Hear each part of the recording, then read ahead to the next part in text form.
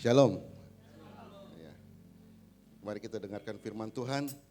Sebab kasih setiamu lebih baik daripada hidup, bibirku akan memegahkan engkau.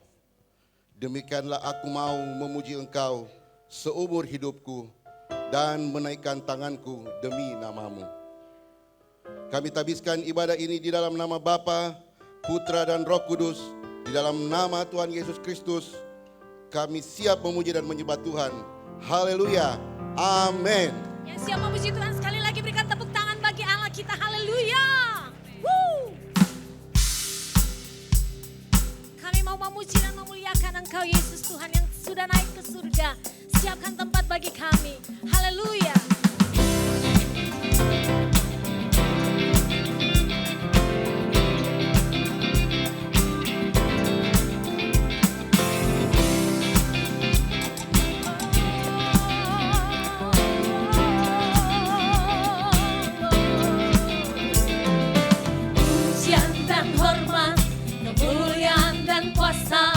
Bagi Allah yang kekal.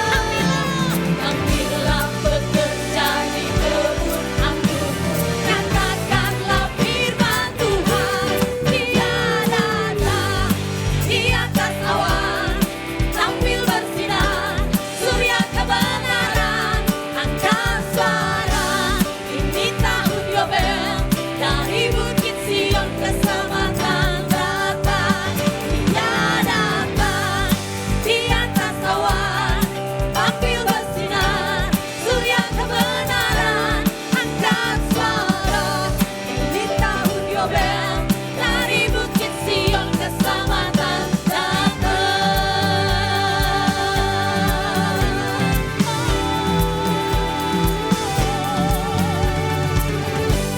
Haleluya, kami mau nyanyikan. Inilah zaman Elia, nyatakanlah firman Tuhan. Amin. Dan inilah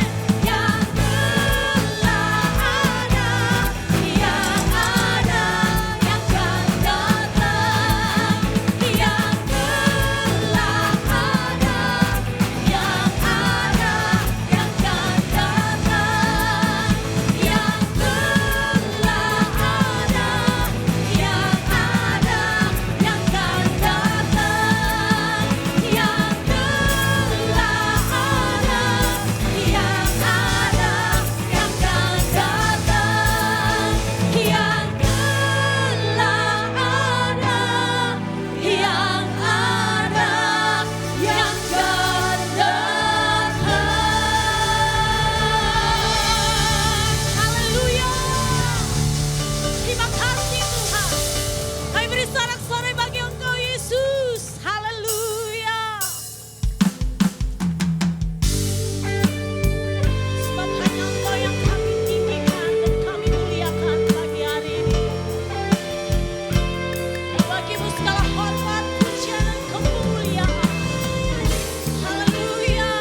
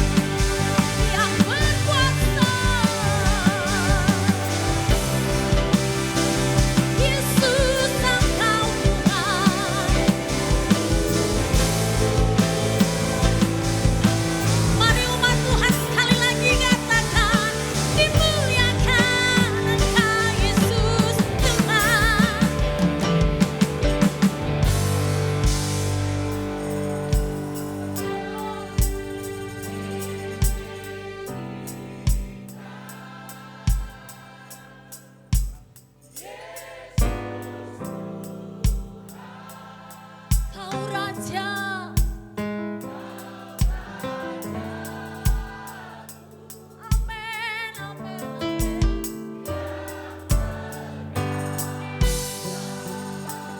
Yang berkuasa.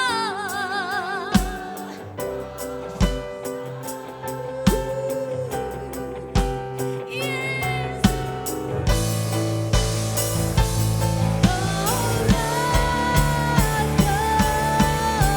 Kami muliakan, kami tinggikan Engkau, oh Yesus.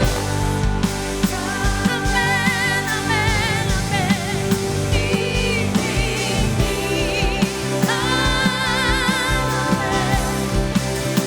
Yesus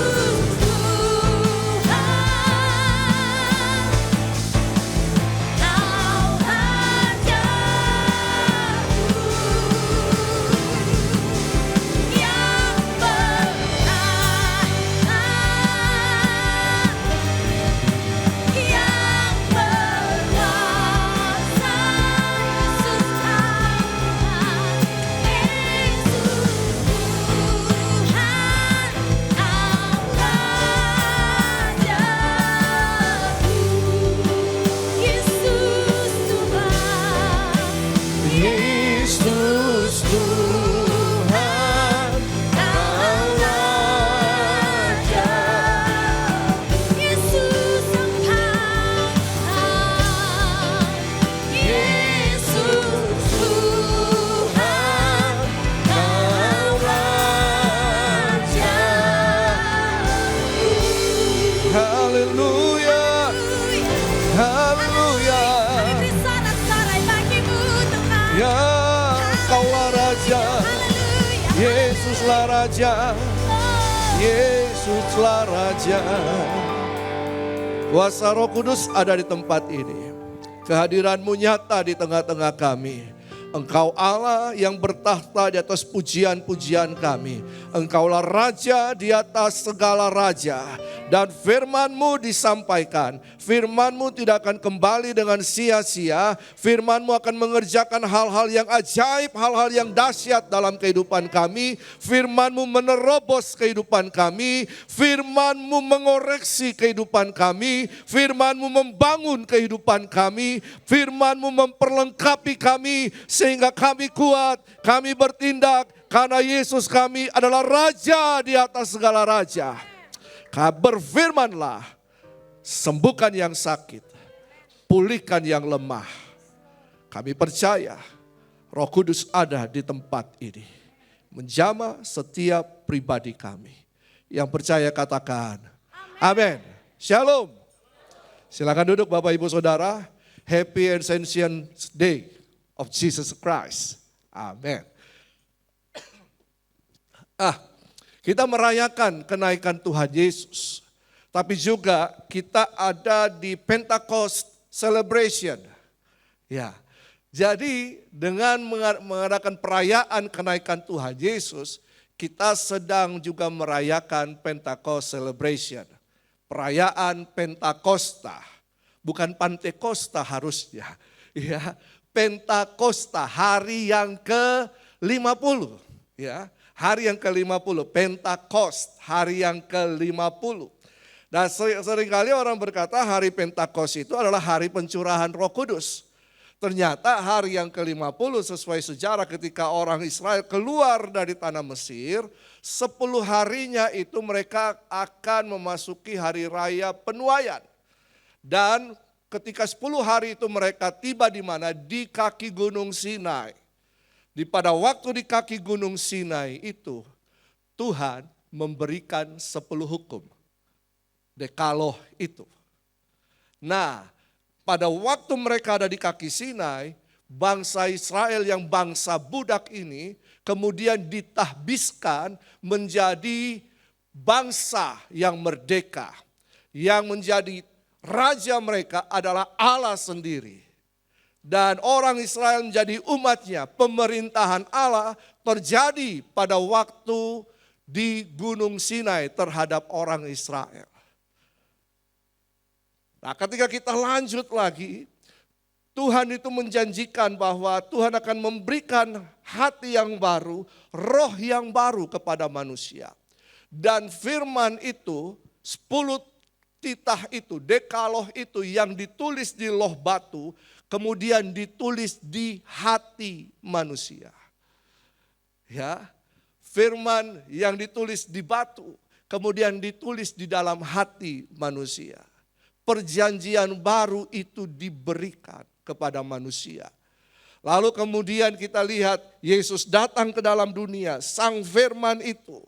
Dan kemudian dia ada di tengah-tengah dunia, dia berkarya, dia memberdayakan, dia mempersiapkan para murid. Yesus mempersiapkan para murid. Sehingga dalam 3,5 tahun, dia mati, dia bangkit, dia naik ke sorga.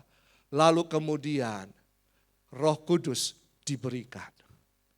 Nah, empowered by Holy Spirit, Yesus mempersiapkan para murid. Lalu kemudian Roh Kudus datang, mengempowering para murid. Dan apa yang terjadi ketika Roh Kudus memberdayakan para murid? Dunia digoncangkan. Karena itu mari kita belajar pada pagi hari ini. Perayaan ini bukan hanya sekedar perayaan saja. Tetapi marilah ini menjadi tanda, menjadi peringatan bagi kita. Bahwa tidak cukup hanya kita merayakan sesuatu. Kita perlu merayakan hari raya keagamaan. Kita perlu merayakan hari raya kekristenan kita. Untuk menyatakan iman kita kepada dunia. Amin. Sebab perayaan itu menjadi cermin pernyataan iman kita kepada dunia. Ada yang berkata tidak perlu merayakan Natal. Karena tanggal 25 Desember itu adalah hari pagan. Hari kelahiran Dewa Matahari. Tunggu dulu. Sejarah mencatat bahwa sebelum tahun 200-300, tanggal 25 Desember itu menjadi hari raya terang bagi orang Yahudi. Belum ada kaitannya dengan hari raya pagan. Hari kenaikan, hari kelahiran Dewa Matahari. Sehingga kata tidak perlu, tunggu dulu. Perlu untuk dirayakan. Sebagai pernyataan iman kita kepada dunia. Amin. Sebab kalau tidak dirayakan bagaimana dunia tahu. Dan tidak pernah berubah karena Yesus memang tidak berubah. Coba hari Natal berubah enggak tanggalnya? Pernah enggak berubah? Kematian Yesus Jumat Agung berubah enggak tanggalnya? Kenaikan berubah enggak harinya? Berubah enggak? Enggak kan? Iya kan? Betul kan? Natal tetap tanggal 25 Desember. Kematian Yesus, penyaliban, hari, pernahkah berpindah ke hari Rabu, hari Selasa? Enggak pernah kan? Kenaikan Yesus pernahkah berpindah pada hari Minggu? Enggak. Kebangkitan Yesus? Enggak kan? Iya kan? Betul kan? Kita selalu merayakan itu. Nah, coba kita lihat bersama-sama. Tapi sebelum Yesus naik ke sorga, dia sudah mempersiapkan segala sesuatu. Coba kita lihat Kisah 1 ayat 6 sampai 8. Kisah Para Rasul 1 ayat 6 sampai yang ke-8. Kita baca bersama-sama. 1, 2, 3. Maka bertanyalah mereka yang berkumpul di situ. Tuhan, maukah engkau pada masa ini memulihkan kerajaan bagi Israel? Jawabnya, engkau tidak perlu mengetahui masa dan waktu yang ditetapkan Bapa sendiri menurut kuasanya. Tetapi kamu akan menerima kuasa kalau Roh Kudus turun ke atas kamu. Dan kamu akan menjadi saksiku di Yerusalem dan di seluruh Yudea dan Samaria dan sampai ke ujung bumi. Sesudah ia mengatakan demikian, terangkatlah ia disaksikan oleh mereka dan awan menutupnya dari pandangan mereka. Ketika mereka sedang menatap ke langit, waktu ia naik itu, tiba-tiba berdirilah 2 orang yang berpakaian putih dekat mereka dan berkata kepada mereka, hai orang-orang Galilea, mengapakah kamu berdiri melihat ke langit? Yesus ini yang terangkat ke sorga meninggalkan kamu akan datang kembali dengan cara yang sama seperti kamu melihat dia naik ke sorga. Sejak kebangkitan Yesus, selama 40 hari, dia berbicara tentang kerajaan Allah. Mengapa sampai kerajaan Allah itu sangat penting? Karena inilah berita dari kerajaan sorga untuk bumi. Sejak dari semula, dari Kejadian 1 ayat 1 sampai Wahyu 22, ini semuanya berbicara tentang kerajaan Allah. Bukan kerajaan manusia, bukan berbicara saja Injil keselamatan. Alkitab hanya mencatat 1 kali tentang Injil keselamatan. Selebihnya adalah Injil kerajaan Allah. Pemberitaan Injil. Apa itu Injil? Injil adalah berita sorga yang menyatakan kepada dunia bahwa telah lahir seorang raja. Kerajaan Allah menjadi sangat penting. Yesus memberitakan sepanjang hidupnya, bahkan ketika dia bangkit selama 40 hari, memberitakan kerajaan Allah. Karena itu dalam teologi kita, teologi rock berkata begini, bahwa kerajaan Allah itu sudah tetapi belum. Kerajaan Allah sudah dinyatakan dan sementara berproses, tetapi belum sampai kepada kesempurnaan, sampai yang sempurna itu datang menyempurnakan segala sesuatu. Amin. Sama berita keselamatan, bahwa kita sudah diselamatkan iya, tetapi belum. Saudara sudah terima keselamatan di dalam Yesus? Sudah. Tetapi keselamatan itu masih berproses sampai Yesus datang kembali untuk menjemput saleh-salehnya. Amin. Berarti kita harus mempertahankan keselamatan kita. Kita harus bertanggung jawab terhadap keselamatan kita. Karena itu Paulus berkata, kerjakanlah keselamatanmu dengan takut dan gentar. Kehidupan kita harus mengerjakan itu. Dan tujuan daripada itu semua adalah keserupaan dengan Yesus. Inilah berita kerajaan itu. Nah, di sini orang-orang berkata, kapan engkau memulihkan kembali kerajaan itu? Mereka berharap bahwa Yesus mendirikan kerajaan jasmani yang terlihat. Tetapi ternyata kerajaan Allah adalah pengaruh. Ya, kerajaan Allah itu pengaruh, nilai. Bukan seperti kerajaan yang ada sekarang ini yang terlihat, yang kemudian menjadi apa? Monumen, ya, bukan momentum. Monumen. Tapi Yesus berkata, kau tidak perlu mengetahui masa dan waktu yang ditetapkan Bapa sendiri menurut kuasanya. Tetapi ingat baik-baik. Tidak usah pikir yang lain. Tidak usah berpikir untuk ikut dalam memerintah secara jasmani menjadi hulu balangkah, bangsawankah, mempunyai posisi kedudukan di gereja. Tapi ingat ini, bahwa kamu akan menerima kuasa kalau Roh Kudus turun ke atas kamu. Kamu akan menerima kuasa kalau Roh Kudus turun ke atas kamu. Kapan itu? Kapan kita bisa terima kuasa itu?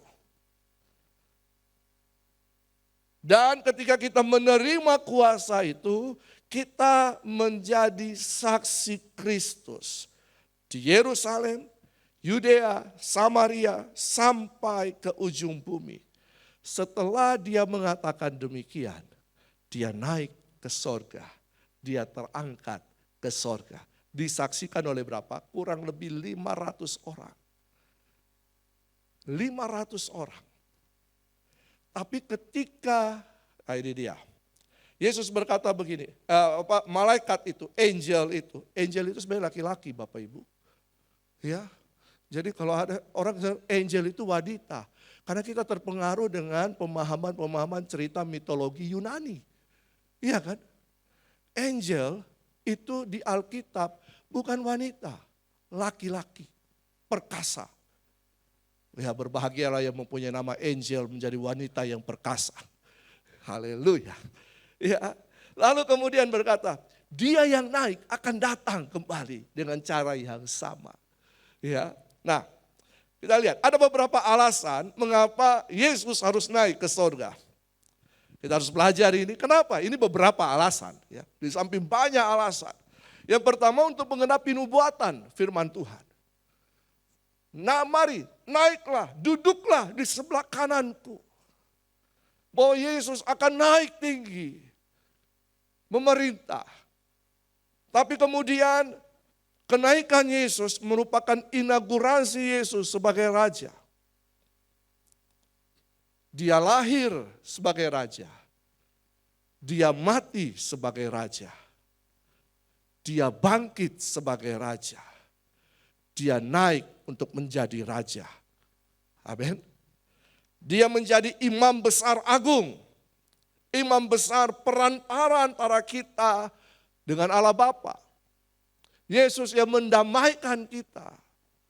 Makanya kalau berdoa itu tidak usah lagi ke kiri ke kanan pakai jembatan. Langsung kepada Yesus. Amin. Tidak perlu lagi pakai perantara manusia. Ya, kalau ketemu Tuhan tidak perlu lagi pakai perantara manusia, apalagi titip-titip doa. Kamu pergi gereja, titip karena doakan saya dah. Habis itu dia titip karena ini persembahan untuk gereja. Datang sendiri, cari Tuhan sendiri. Ya toh? Tuhan tidak butuh uang kita. Iya, karena Dia mempunyai segala-galanya. Kita yang butuh Tuhan. Kita butuh berkat Tuhan. Kita butuh perlindungan Tuhan. Tuhan tidak butuh manusia. Tapi Tuhan ingin menjadikan manusia sebagai pelaksana kehendaknya di muka bumi ini. Kesempatan diberikan kepada kita. Mau atau tidak. Ada kehendak bebas. Tapi kemudian alasan berikutnya adalah pembuktian kemenangan Yesus. Banyak orang percaya bahwa Yesus hanya manusia. Dia hanya seorang nabi yang kemudian oleh Allah diangkat tinggi melebihi manusia. Karena dia mempunyai kepekaan spiritual katanya. Sehingga Yesus itu dalam anggapan banyak orang adalah hanya sebagai nabi. Bukan sebagai Tuhan. Bahkan mereka mengcounter dengan teori-teori kontroversi bahwa yang disalibkan itu bukan Yesus. Tapi yang diserupakan dengan Yesus. Ya. Apakah demikian? Makanya saya katakan kepada mereka, jangan hanya mengira-ngira. Kalau mau mendalami, mari percaya Yesus sungguh-sungguh. Supaya engkau mengenal, jangan hanya lihat kulit-kulitnya. Ya kan? Hanya mengira-ngira, memang tong ini orang Kristen punya Tuhan, itu Tuhan manusia. Tunggu dulu. Adakah nabi yang mati bangkit kembali? Ada enggak? Nah begini, apa bedanya Lazarus, anak muda di Nain, dengan Yesus ketika mereka mati? Apa bedanya? Lazarus mati, bangkit. Anak muda di Naim mati, bangkit. Dorcas mati, bangkit. Tapi mati lagi. Yesus mati, bangkit, dan hidup untuk selama-lamanya. Katakan amin.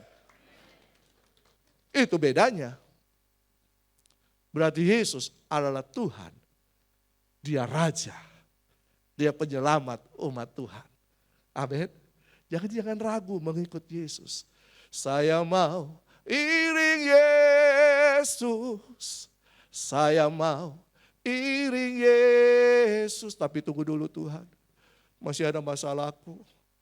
Tuhan, saya tidak punya uang. Tuhan, saya belum punya jodoh. Tuhan, banyak utangku. Masalahku berat. Tapi iring Yesus saja sungguh-sungguh. Amin.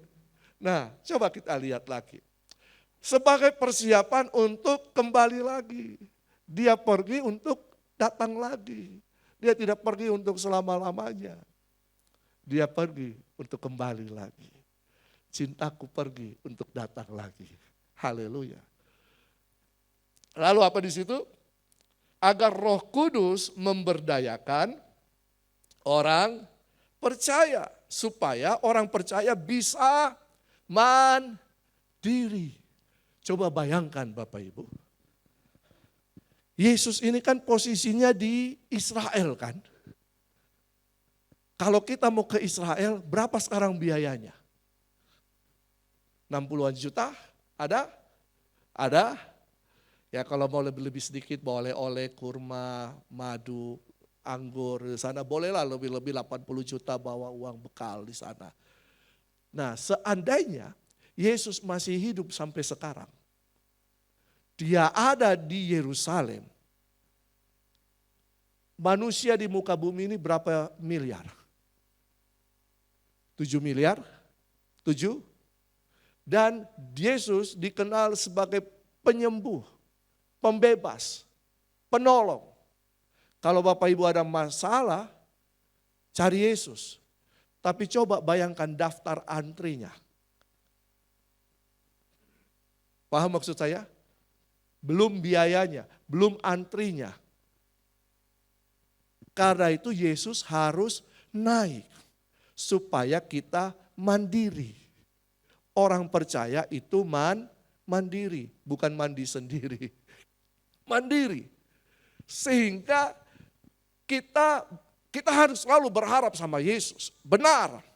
Tetapi Yesus memberikan kita kuasa dan kemampuannya. Bahkan Yohanes 14, kamu akan melakukan perkara-perkara yang lebih besar daripada apa yang aku lakukan. Oleh karena itu aku harus kembali kepada Bapa. Betul? Nah, supaya kita orang percaya bisa mandiri. Nah, alasan yang lain yang sangat penting adalah Yesus harus naik ke surga supaya pemerintahan kerajaan Allah nyata dalam setiap kehidupan kita. Ini buktinya. Slide selanjutnya. Lukas 24 ayat 49. Dari sini kita akan belajar. Pesan penting Yesus sebelum naik ke surga. Ingat dulu.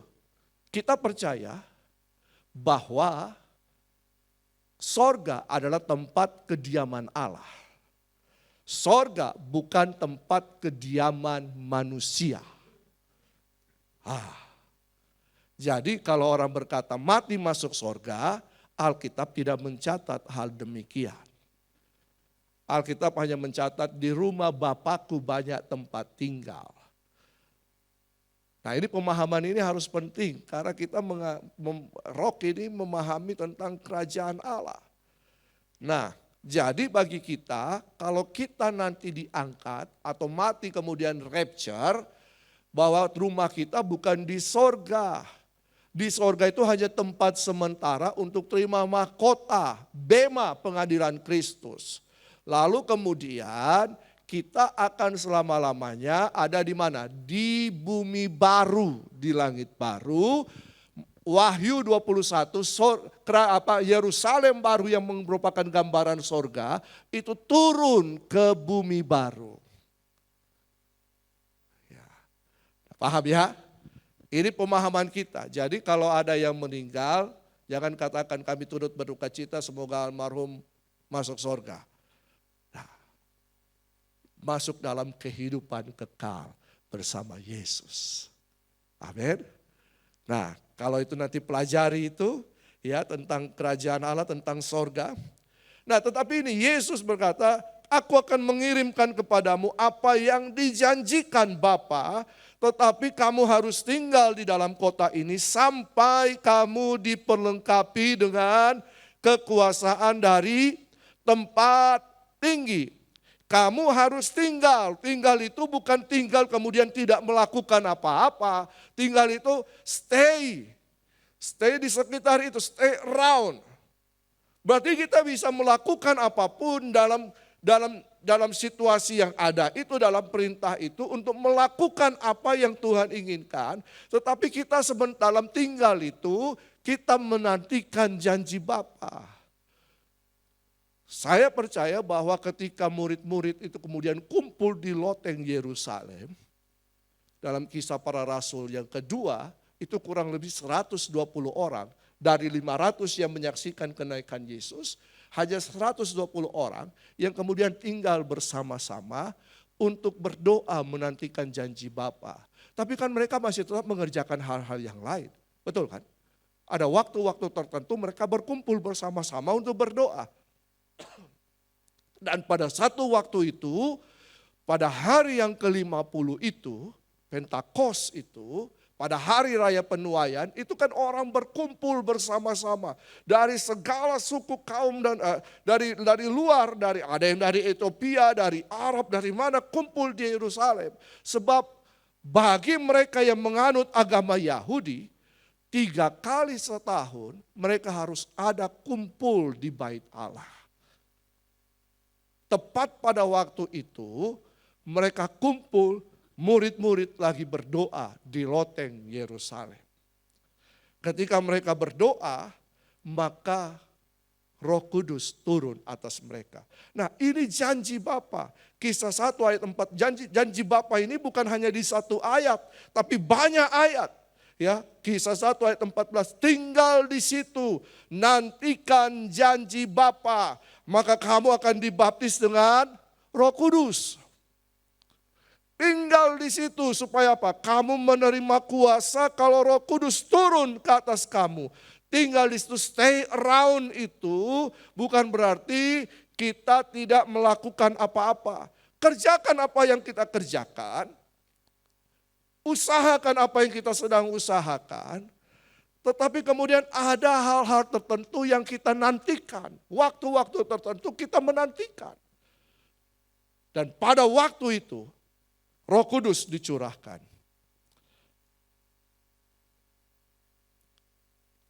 Nah, inilah pesan penting itu. Tinggal, nantikan. Tinggal, nantikan. Berarti kalau tinggal tetap dalam imanmu. Amin. Jangan kemudian meragukan Tuhan. Oh di sana. Firman Tuhan katakan, di sana nanti pada zaman akhir ada yang berkata, akulah Yesus, akulah Rabi itu, akulah penyembuh, akulah Nabi. Bahkan ada yang memberitakan Injil yang lain. Jadi saat ini kata tinggal itu adalah tetap tinggal di dalam imanmu. Amin. Tinggal di dalam pengharapanmu. Tinggal di dalam penantianmu. Karena kita tidak tahu, Yesus berkata, kita tidak tahu kapan pencuri itu datang. Kita juga tidak tahu kapan lawatan Tuhan akan terjadi dalam kehidupanmu. Tinggal tetap. Nah, kemudian yang tadi saya katakan, bahwa kenaikan Yesus ini sangat penting bagi pemerintahan kerajaan Allah. Coba kita lihat. Bahwa awal dari pemerintahan kerajaan Allah dalam diri orang percaya adalah ketika mereka dipenuhi oleh Roh Kudus. Kisah 2 ayat 4, maka penuhlah mereka dengan Roh Kudus. Lalu mereka mulai berkata-kata dalam bahasa-bahasa lain seperti yang diberikan Roh itu kepada mereka untuk mengatakannya. Bapak Ibu, ayat ini, speaking in tongue ini kemudian banyak dipermasalahkan. Tapi coba baca baik-baik. Maka penuhlah mereka dengan Roh Kudus, baru berkata-kata. Teologi GBI mengatakan bahwa speaking in tongue itu merupakan tanda awal mereka yang dibaptis oleh Roh Kudus. Tanda awal. Kita ada yang namanya glossolalia, ada yang namanya senolalia. Jadi speaking in tongue ini merupakan pemberian daripada Roh Kudus. Kalau kita bicara soal karunia, ada karunia berbahasa lidah, ada karunia menafsirkan bahasa lidah. Apakah kita tidak perlu untuk speaking in tongue? Enggak perlu lagi. Saya bertanya lagi, apakah zaman perjanjian baru masih terjadi atau sudah berhenti? Ayo Bapak Ibu. Zaman rasul-rasul perjanjian baru, Alkitab kita ada masa perjanjian baru, ini sudah berhenti atau masih terus terjadi? Masih terus terjadi, karena kita belum sampai di wahyu. Betul kan?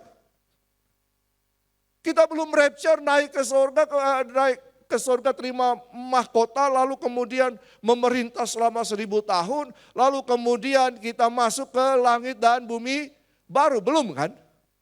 Belum kan? Berarti masih. Apa yang tidak dilarang oleh firman Tuhan, teruslah dikerjakan. Termasuk memberikan perpuluhan. Ada yang berkata perpuluhan sudah tidak lagi.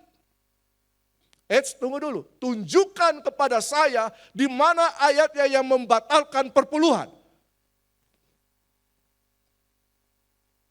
Perpuluhan itu bukan untuk kepentingan Tuhan. Perpuluhan itu untuk kepentingan umat Tuhan. Come on. Pahami ini. Bank itu bukan untuk kepentingan bank itu, betul kan? Panggi kan? Bank itu kepentingan untuk apa? Konsumennya kan? Betul kan? Kita mau dipelihara Tuhan, kita mau diberkati Tuhan. Lakukan firman Tuhan. Amin. Amin. Termasuk apa? Memberi sedekah. Itu tetap terjadi. Karena sedekah itu berhubungan dengan kebenaran. Kebenaran itu bahasa Ibrani sedek. Sedek itu akar kata sedekah. Jadi kalau kita memberi sedekah, kita mengerjakan kebenaran. Amin. Makanya saya bilang banyak di luar sana yang sudahlah, kita berjalan dalam kingdom theology saja. Amin. Karena kita di rock apa itu? Representative of Christ kingdom. Saudara membutuhkan tuntunan, arahan yang benar, yang tepat, yang sesuai firman Tuhan.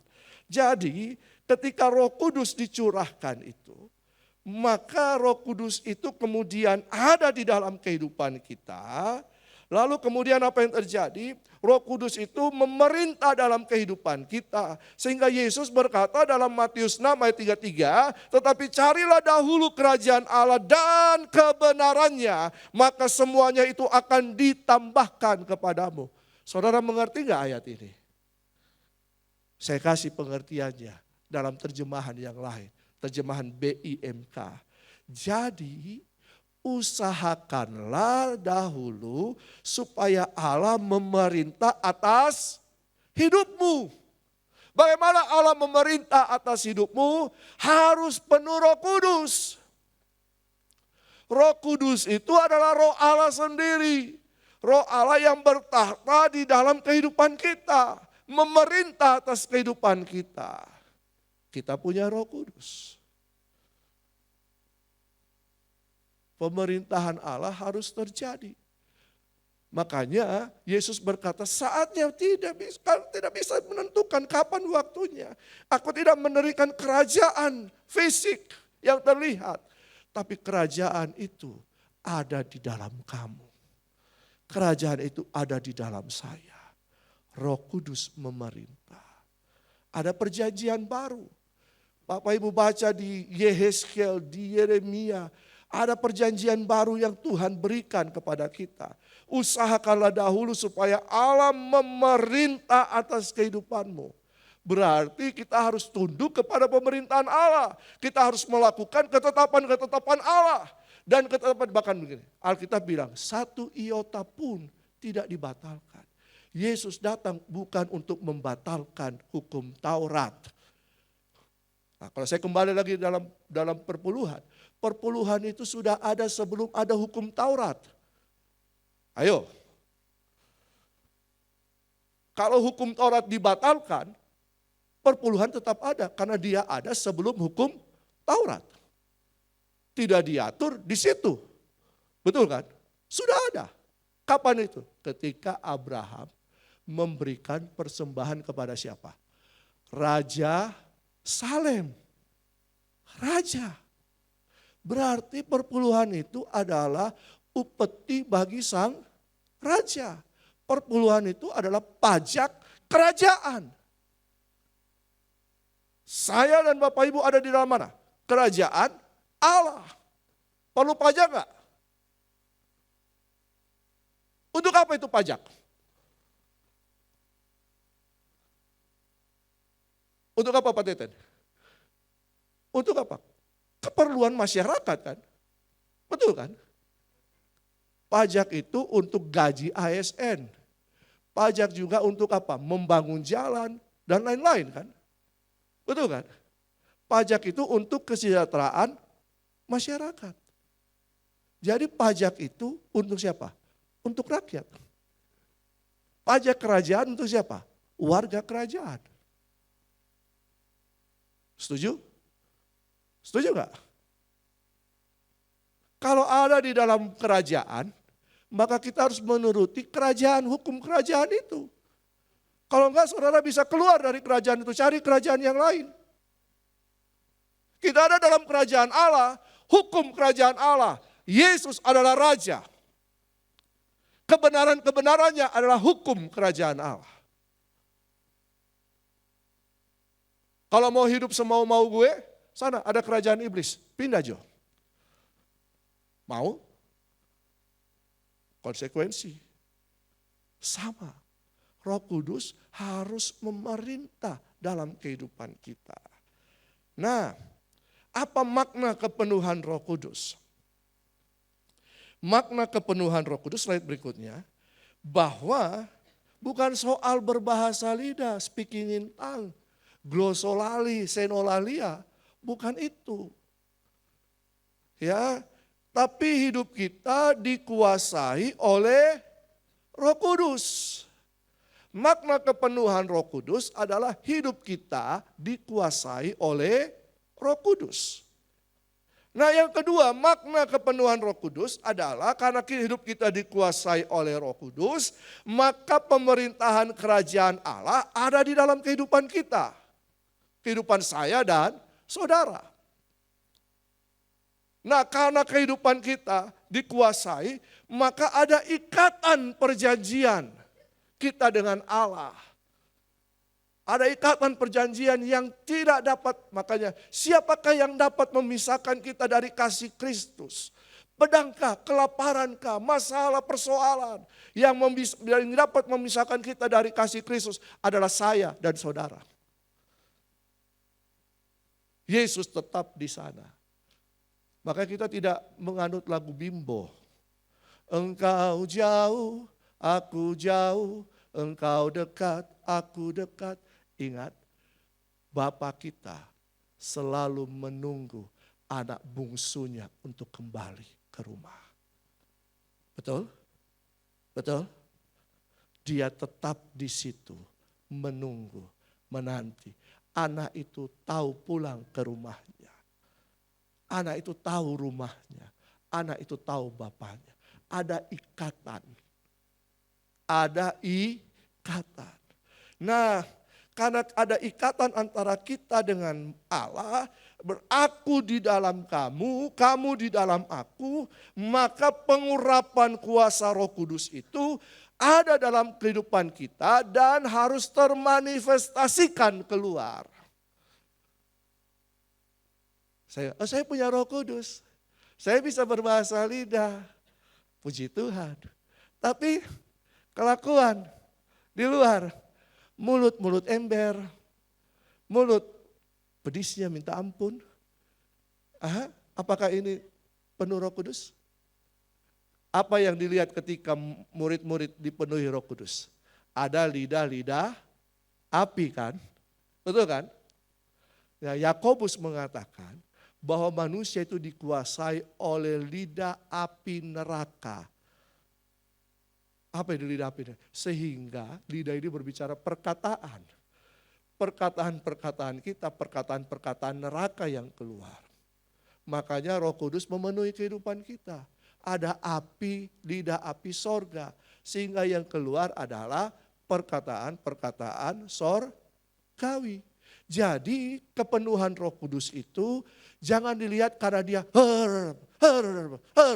oh dia penuh Roh Kudus. Tidak. Kesehariannya bagaimana? Perkataannya, kehidupannya, keserupaannya dengan Kristus. Amin.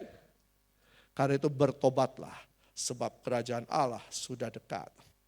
Nah, jadi makna kepenuhan Roh Kudus adalah hidup kita diberdayakan sebagai pelaksana kehendak Allah di muka bumi ini. Terakhir Bapak Ibu, masih ada sedikit lagi. Jadi Roh Kudus itu memerintah atas kehidupan kita, bukan hanya sekedar memerintah, tapi memberdayakan kita, empowering kita. Coba perhatikan, Petrus yang menyangkal Yesus karena dia takut. Ya, apa yang terjadi ketika dipenuhi Roh Kudus, dia menjadi pemberani. Bahkan dalam khotbahnya, sekali khotbah berapa orang bertobat? 3.000 orang. Bahkan dia berkata begini, jangan salibkan saya seperti Yesus, saya tidak layak. Salibkan saya terbalik. Jadi kepalanya dibawa, kakinya di atas sambil disalibkan. Petrus, siapa lagi? Stefanus. Sebelum dirajam, dia menyatakan imannya. Dia mempertahankan imannya. Dirajam batu. Siapa lagi? Filipus, dengan penuh keberanian dia menginjili sida-sida Ethiopia. Ini sida-sida itu bangsawan kalangan kerajaan di sana. Paulus, seorang Saulus yang kemudian bertemu Yesus. Kuasa Roh Kudus memenuhi kehidupannya. Maka dia diberdayakan. Sehingga dia bukan hanya berani berbicara di depan Raja Agripa pada hari-hari terakhir hidupnya. Dia justru berkeliling untuk menyatakan Injil. Di kota-kota, di pulau-pulau, bahkan sampai Asia Kecil. Sehingga Injil itu bisa berkembang luar biasa. Para murid menggoncangkan dunia. Sekarang kita orang-orang percaya hanya berlindung di dalam tembok gereja. Seharusnya kalau kita dipenuhi Roh Kudus, kita harus dengan berani memberitakan tentang Yesus Kristus. Dan tanda-tanda heran dan mujizat Tuhan menyertai. Ingat Petrus berkata kepada orang di gerbang pintu Elok, emas dan perak tidak ada padaku, tapi yang aku punya hari ini, bangkitlah dan berjalanlah. Kuasa Tuhan. Ini terjadi di dalam Alkitab. Tapi bagaimana dengan kehidupan kita sehari-hari? Ini kan Pak itu dari zaman rasul-rasul dulu. Tidak, ini tetap terjadi sampai hari ini. Amin. Saudara berhadapan dengan para pembesar. Saudara berhadapan dengan rekan-rekan bisnis yang mungkin akan menipu saudara. Saudara akan berhadapan dengan siapa saja. Ada keberanian Tuhan dalam hidupmu. Ada apa? Ada hikmat Tuhan untuk menghadapinya. Ada karunia Tuhan. Ada apa? Ada Tuhan bisa menolong kita untuk membuka hal-hal yang tidak mungkin. Bahkan berjalan di dalam kemungkinan. Saya tidak mungkin. Tapi Tuhan memungkinkan kita. Amin. Nah, karena itu bagaimana supaya Roh Kudus bisa memberdayakan kehidupan kita. Ingat, kita tidak dapat berbuat apa-apa tanpa Roh Kudus. Tapi Pak, otak saya encer. Seberapa encer otakmu? Kalau korslet satu saja saraf di otakmu, bisakah jadi encer lagi? Enggak. Kita butuh Roh Kudus. Kita butuh Roh Kudus. Roh Kudus itu akan menolong kita. Untuk apa? Sadar terhadap dosa. Sadar terhadap kesalahan. Roh Kudus itu akan membebaskan kita dari jerat iblis. Kita terkungkung, saya tidak mampu untuk keluar. Ada pikiran-pikiran yang terus datang kepada saya untuk tidak lagi percaya Yesus. Ada pikiran-pikiran yang datang kepada saya untuk bunuh diri. Ada pikiran-pikiran yang datang kepada saya, kamu tidak layak, kamu tidak mampu, kamu itu, kamu begini, kamu begini, kamu begini. Ada Roh Kudus. Ada Roh Kudus. Roh Kudus itu akan membawa kehidupan kita ke dalam seluruh kebenaran Allah. Roh Kudus itu akan menjadikan kita anak-anak Allah. Mazmur berkata, kalaupun ayah dan ibuku meninggalkan aku, Tuhan menyambut kita. Bahkan Yesus berkata, aku tidak akan meninggalkan kamu sendirian. Kamu menjadi yatim piatu. Ada Roh Kudus yang aku akan berikan kepadamu. Ada Roh Kudus. Kita butuh Roh Kudus. Kita butuh Roh Kudus dalam setiap kehidupan kita. Nah, kita menjadi anak-anak Allah sehingga kita bisa berseru, ya Aba, ya Bapa. Lalu kemudian apa? Roh Kudus akan mengajarkan kita tentang kehendak Allah. Karena itu, serahkan hidupmu kepada Tuhan dan minta dipenuhi, dibaptis oleh Roh Kudus. Dan setiap waktu minta agar hidupmu dipenuhi oleh Roh Kudus. Kita harus bertanggung jawab atas kehidupan kita. Kita harus bertanggung jawab. Hidup ini bukan milik kita. Hidup ini milik Kristus. Kalau kita hidup, berarti ada tanggung jawab yang harus kita kerjakan. Kita tidak boleh hidup seenaknya. Kita tidak boleh hidup dalam kemalasan. Ingat peristiwa talenta. 1 talenta dia simpan karena dia takut kepada tuannya. Tapi justru karena dia takut, maka dia dihukum. Karena ini menggambarkan kemalasan. Kemalasan berarti tidak mengerjakan apa-apa, tidak bertanggung jawab atas kehidupannya. Kemalasan, kalau kita, sudah saya tidak mampu, saya akan begini, saya akan begini, sudahlah saya sudah tidurlah saja. Tidak bangun-bangun. Tidur. Berarti kita tidak mengerjakan kehendak Allah, kita sedang mengerjakan kehendak iblis. Karena kemalasan, kekosongan, kesia-siaan itu berhubungan dengan iblis. Berarti kita bukan anak-anak Allah, kita anak-anak iblis. Maka setiap waktu minta agar hidupmu dipenuhi oleh Roh Kudus. Setelah itu tidak cukup di situ. Bergaul intim dengan Roh Kudus. Bergaul intim dengan Roh Kudus. Saya selesai. Kasih dari surga memenuhi tempat ini. Kasih dari Bapa surgawi. Kasih dari Yesus. Kasih dari Yesus mengalir di hatiku. Membuat damai di hidupku. Katakan mengalir. Mengalir kasih dari tempat tinggi. Mengalir kasih dari tahta Allah Bapa. Mengalir, mengalir, mengalir dan mengalir. Yesus mengalir, memenuhi hidupku. kasih dari surga.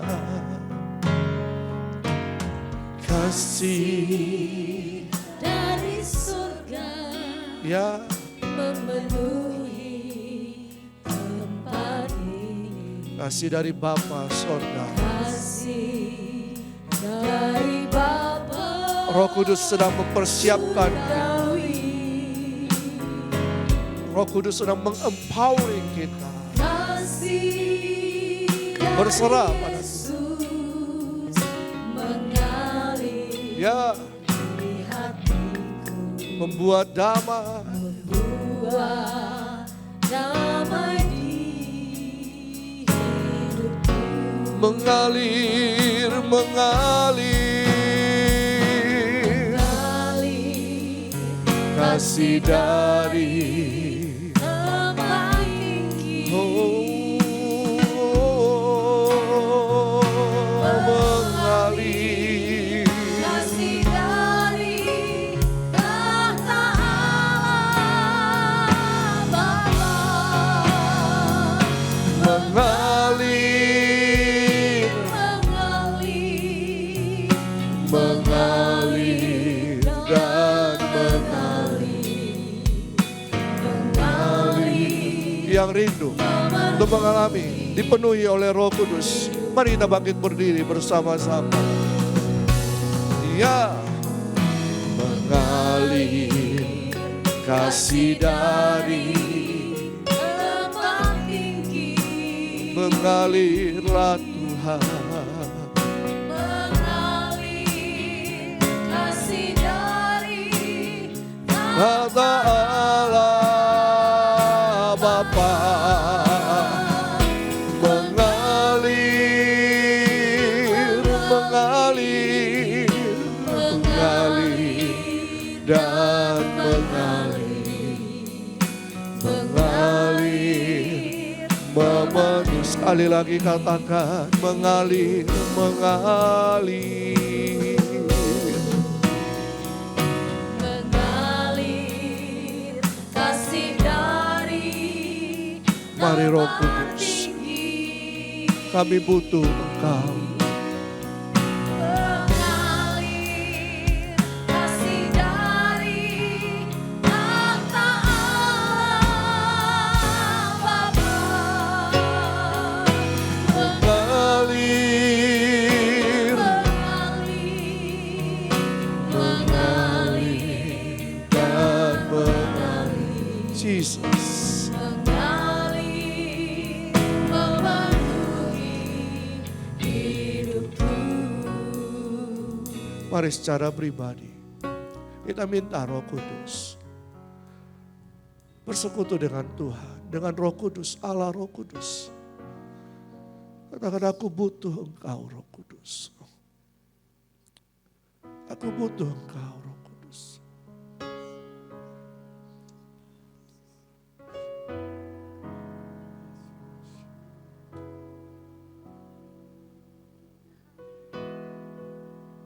Dia sang sumber itu. Bahkan ketika manusia diciptakan, Roh Allah dihembuskan dalam kehidupan kita. Roh itu yang memberikan kita hidup. Roh itu yang memberikan kita kemampuan. Roh itu yang memberikan kita hikmat. Roh itu yang memberikan kita karunia. Kita butuh Roh Kudus. Kita butuh Roh Kudus. Kita butuh Roh Kudus.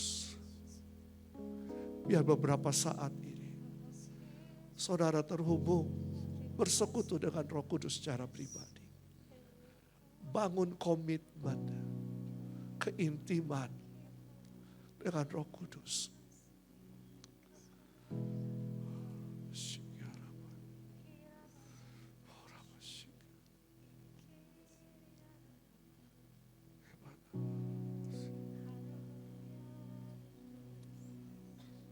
Terima kasih Yesus.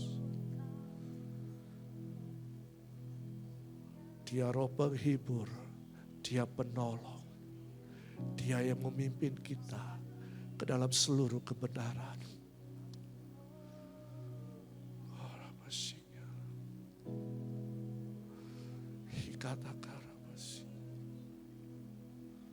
Jesus, Jesus, kami butuh Kau. Yes, ya. Nikmati kembali hadirat Allah.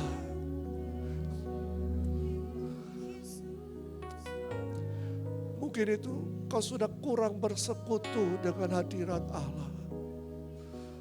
Nikmati kembali.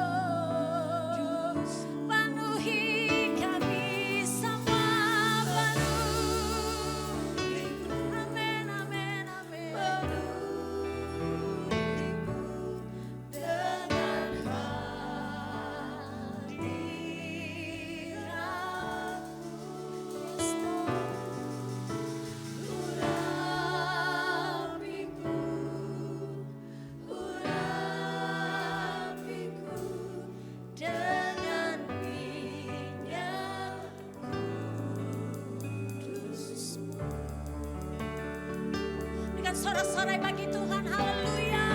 Haleluya. Terima kasih Tuhan. Kami dipenuhi, kami diurapi. Oh, kami dilingkupi dengan kasih-Mu. Roh-Mu memenuhi setiap kami. Roh-Mu mengurapi setiap kami. Bibir lidah kami Tuhan. Hati kami, pikiran kami, jiwa kami Tuhan. Terima kasih Bapa di surga, kami bersyukur kepadamu. Siang hari ini kami dipenuhi oleh Engkau. Roh-Mu memenuhi setiap kami. Kuasa firman-Mu membangkitkan kami. Engkau naik ke surga dan Engkau menyediakan tempat bagi kami. Terima kasih Roh Kudus dijanjikan untuk menjadi penghibur, penolong bagi setiap kami. Terima kasih Tuhan. Kami terima dan kami sambut kebenaran firman-Mu dengan ucapan syukur. Dalam nama Yesus. Mari yang percaya katakan amin. Amin. Haleluya. Silakan duduk Bapak Ibu Saudara. Saya percaya kita sungguh diberkati oleh kebenaran firman Tuhan siang hari ini. Baik Bapak Ibu yang dikasihi oleh Tuhan. Rasul Paulus berkata dalam Filipi 4 ayat 17. Tetapi yang kuutamakan bukanlah pemberian itu, melainkan buahnya yang makin memperbesar keuntunganmu. Sebelum kita memberi persembahan kita kepada Tuhan sebentar, marilah kita melakukan itu dengan satu pemahaman yang benar. Apa yang kita lakukan, apa yang kita berikan untuk kerjaan surga, dengan penuh ucapan syukur, dengan penuh kerelaan, itu menyenangkan hati Tuhan. Dan bukan hanya pemberian itu yang kita berikan, tapi buahnya yang akan makin membesar keuntungan bagi kita. Buah apa itu saudara? Yaitu buah kemurahan hati, buah kebajikan. Itu yang akan nampak dalam kehidupan saya dan saudara. Dan itu adalah pribadi, itulah pribadi Kristus yang adalah Tuhan yang murah hati, Tuhan yang penuh kebajikan. Mari kita akan berlatih supaya buah-buah itu, buah kebenaran itu ada di dalam kehidupan kita. Kita satu dalam doa. Biarlah kami hari ini bisa memberikan daripada apa yang Tuhan berikan secara limpah dalam kehidupan kami sebagai satu persembahan yang kudus, persembahan yang berkenan kepada Tuhan. Dan kami percaya pemberian ini akan menghasilkan buah kebenaran dalam kehidupan kami, yaitu kemurahan hati, kebajikan, kasih Tuhan. Dan kami percaya sesuai firman berkata, Allahku akan memenuhi engkau dengan segala kelimpahan dan segala kecukupan. Dan kami tidak akan kekurangan Tuhan. Terima kasih Bapa. Biarlah pemberian ini menjadi korban yang berbau harum di hadirat Engkau. Berkati setiap anak-anak Tuhan di tempat ini, setiap warga kerajaan yang memberikan persembahan bagi pekerjaan Tuhan. Berkati kehidupan nikah, berkati keluarga, berkati pekerjaan mereka. Berkati dengan limpah Tuhan. Di dalam nama Tuhan Yesus Kristus kami siap memberi. Amin. Amin. Baik, puji nama Tuhan Bapak Ibu Saudara. Bagi Bapak Ibu Saudara yang sudah melihat pengumuman memberikan persembahan, ada wadahnya di bagian belakang, atau mau langsung scan QRIS yang ada, silakan Bapak Ibu Saudara. Nah, saya percaya kita semua diberkati Tuhan. Amin. Yang percaya diberkati Tuhan, mari berikan tepuk tangan sekali lagi bagi Tuhan. Haleluya. Sebelum kita akhiri ibadah kita pada siang hari ini, adakah Bapak Ibu Saudara yang baru pertama kali hadir di tempat ini? Kami menyambut Bapak Ibu Saudara yang baru pertama kali hadir di tempat ini. Kami menyambut, silakan bangkit berdiri Bapak Ibu Saudara.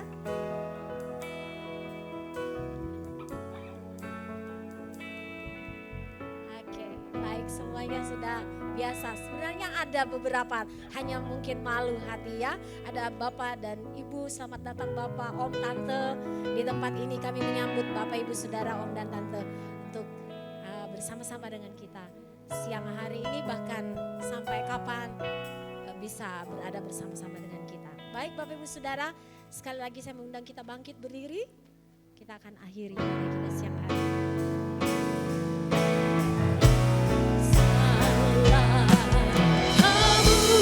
Kemuliaan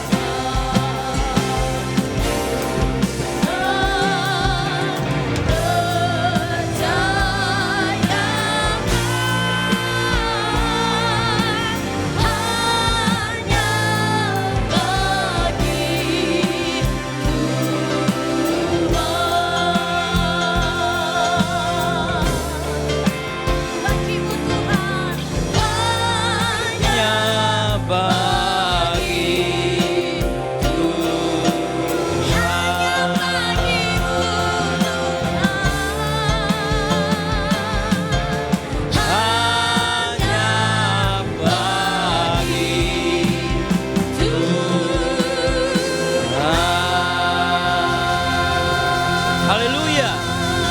Haleluya. Haleluya. Bapak Ibu, saya hanya mengingatkan saja bahwa ibadah minggu nanti tetap jam 10.30 di tempat ini. Ya Bapak Ibu Saudara, kan tadi kita jam 10, tapi hari Minggu, setiap hari Minggu kami di jam 10.30. Oke, mari angkat kedua tangan saudara, arahkan hati saudara kepada Tuhan, dan terimalah berkat yang datang daripada Tuhan. Tuhan memberkati engkau dan Tuhan melindungi engkau. Tuhan menyinari engkau dengan wajah-Nya dan memberi engkau kasih karunia demi kasih karunia. Tuhan menghadapkan wajah-Nya kepadamu dan memberi engkau damai sejahtera yang melampaui segala akal. Keluargamu diberkati oleh Tuhan, pekerjaanmu diberkati oleh Tuhan, usaha bisnismu diberkati oleh Tuhan, keluar masukmu diberkati oleh Tuhan, dan apa saja yang dikerjakan tanganmu Tuhan akan jadikan berhasil. Biarlah berkat Tuhan ini akan menjadi bagianmu mulai hari ini sampai selama-lamanya. Setiap kita yang percaya dan sudah menerima berkat daripada Tuhan, sama-sama katakan amin. Tuhan Yesus memberkati.